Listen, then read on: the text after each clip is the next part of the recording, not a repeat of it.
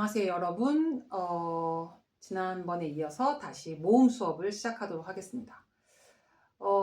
제가 이 모음 수업을 이렇게 할 생각을 했던 계기 중에 하나가 뭐냐면, 제가 프랑스에 처음 왔을 때 이제 용돈을 벌어보려고 베이비시팅을 했어요. 그때 8살짜리 여자아이랑 10살짜리 남자아이를 돌보게 됐는데, 10살짜리 남자아이는 그래도 조금 혼자 놀고 그런 걸 좋아했는데, 8살짜리 여자아이는 말랑틴이었어요. 그 친구가 계속 저랑 이제 같이 놀려고 이제 했죠. 그래서 제가 이제 어느 날은 저도 이제 프랑스에 온 지 얼마 안 돼서 불어를 막 연습하고 싶었어요. 불어가 문법은 머릿속에 많은데 입으로 나오질 않는 거예요. 몽주르 빠동 맥시 이거 이외에는 할 줄 아는 게 없었던 거예요. 그래서 문장을 머릿속으로 만들어서 이제 막 얘기를 하기 시작했죠. 막 경찰관한테 가가지고 Je cherche la rue Victor Hugo, c'est où? 이런 식으로 물어보면 경찰이 뭐라고 얘기를 하면서 à gauche, à droite, tout droit, et voilà, c'est là. 이런 식으로 얘기를 하는데 뭔 소린지 아무것도 못 알아들었거든요. 예를 들어서 이제 치즈를 파는 가게에 들어가서 Ça vient d'où ce fromage? 이거를 한 거예요. 얘기를 했는데 이 사람이 뭐라고 블라블라블라블라 말하는데 한마디도 못 알아들었습니다. 근데 이제 아무튼 그런 상황이었어요. 정말 형편없는, 듣는 귀가 안 열리더라고요. 그런데 이제 발랑틴이랑 얘기를 하면서 내가 말을 하면 들리겠지? 내가 하는 말이 들리겠지? 그러면은 그걸 또 반복하고 해서 발랑틴하고 얘기를 많이 했는데 뭐라고 했냐면 mon copain, il est beau, il est gentil, il est bien musclé, il m'achète de temps en temps des cadeaux, etc. 이런 식으로 계속 말을, 그게 사실이든 아니든 그게 중요하지 않았어요. 그냥 내 남친에 대해서 얘기를 하면서 막 얘기를 했더니 말랑틴이 8살짜리 여자애가 너무 귀여운 애였는데 저한테 와서 Anastasia, tu m'as dit que ton copain il est gentil. Est-ce que ton copain il te donne de temps en temps des bijoux? 그래서 제가 뭐라고 했냐면 Mais oui, il me donne des bijoux matin et soir. 왜냐면 비주는 볼뽀뽀예요. 볼뽀뽀인데 아침에도 볼뽀뽀하고 저녁에도 볼뽀뽀 한다고 그렇게 얘기를 했더니 말랑테니 ton copain il est riche 이러는 거예요. 볼뽀뽀 하는 것은 돈이 드는 것도 아닌데 왜 내 남자친구가 갑자기 왜 갑자기 부자가 돼버렸는지 이해가 안 되는 거예요. 그래서 남자친구한테 전화해가지고 왜 발랑틴이 너 보고 부자라고 하냐라고 물어봤더니 그 비주가 아니라 발랑틴이 말한 것은 비주였어요. 이것은 볼뽀뽀고 이것은 보석입니다. 보석. 뭐 귀걸이, 목걸이, 반지 이런 보석인 거예요. 그러니까 발랑틴은 저한테 네 남친이 너한테 가끔 보석을 주냐라고 했더니 내 남친은 보석을 아침 저녁으로 줘. 이러니까 발랑틴의 입장에서는 남친이 부자라서 아침 저녁으로 그렇게 보석을 주는갑다라고 한 거죠. 근데 저는 제 머릿속에는 이 비주인 거예요. 비주 이런 비주.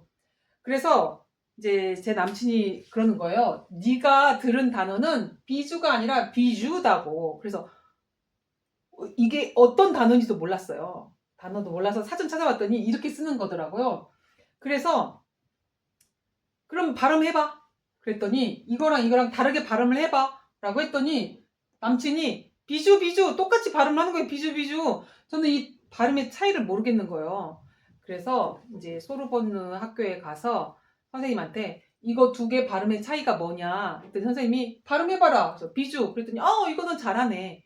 이거 발음해봐라. 비주 그랬더니 너가 요 발음을 못하는구나. 지 발음을 못하는구나. 그래가지고 선생님이 칠판에다가 그림을 그렸어요.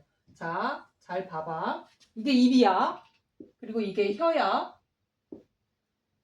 네가 이 발음을 할 때는 혓바닥을 입 안에 공중에 띄워. 붙이지도 말고 위로 붙이지도 말고 아래로 붙이지도 말고 그냥 띄워. 이렇게 그 다음에 발음을 흘려. 모든 공기가 autour de la langue. 이 공기가 혓바닥 주변으로 빠져나가게 르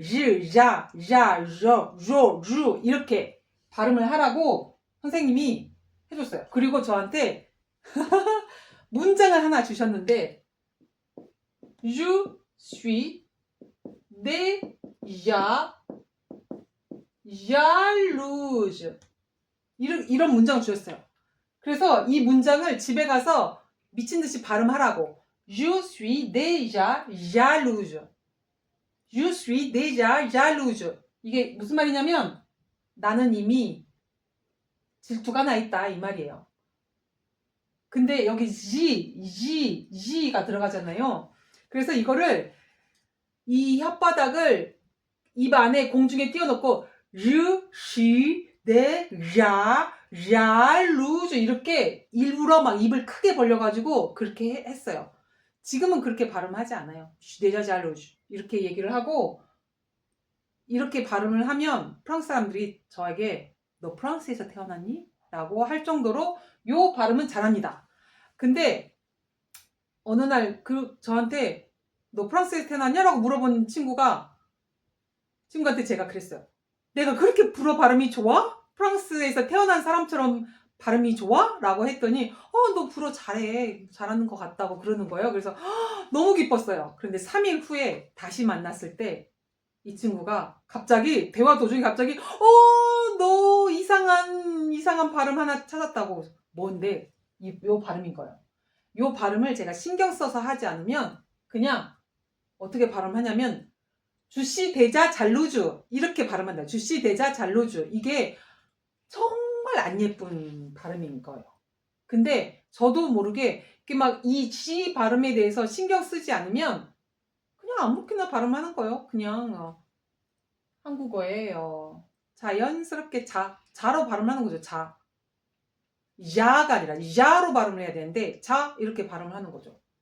그래서 이때 저희가 다른 자음이나 다른 모음에 대해서는 그 발음이 어렵지 않았는데 이게 너무 어려운 거예요. 그래서 요 그림이 잊혀지지가 않습니다. 잊혀지지가 않아요. 그래서 저도 그 선생님이 했던 수업처럼 똑같이 이 아야 어요 오요 우요 의를 입 모양에 맞게 설명을 이 그림처럼 그려가지고 설명을 할 겁니다.